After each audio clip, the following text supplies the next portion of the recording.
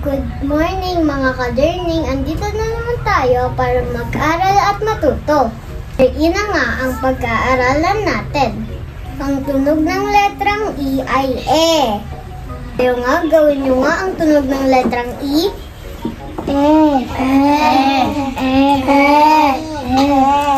Ganito isulat ang letrang E.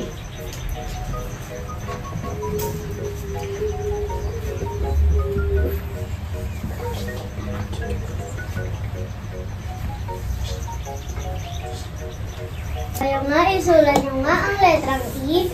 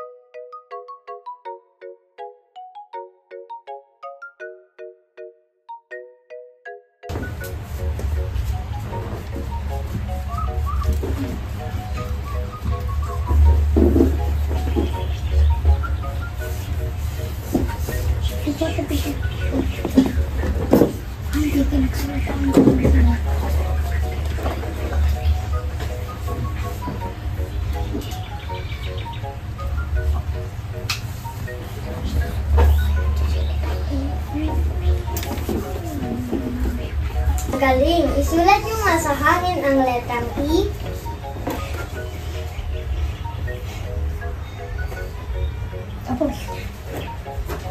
Meron dito na nagsisimula sa letrang E na salita.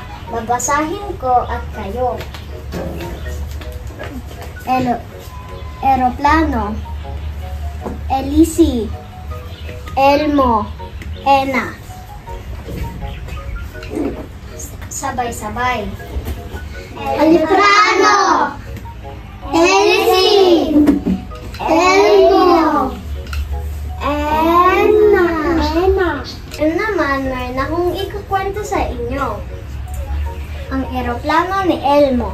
Ang eroplano ni Elmo ay regalo sa kanya ng kanyang ninang Ena. Maganda ang elisi nito.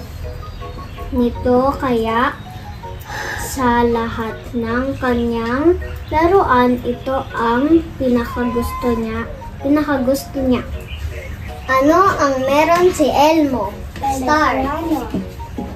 Sino ang nagregalo sa kanya ng eroplano? Paeng. Ano ang pinakagusto niyang laruan? Tasyo. Eroplano. Ano ang maganda sa eroplano niya? Joseph. Galing at nasagot niyo yung mga tanong. Ngayon naman, bigyan niyo ang iyong sarili ng very good clap. 1, 2, 3.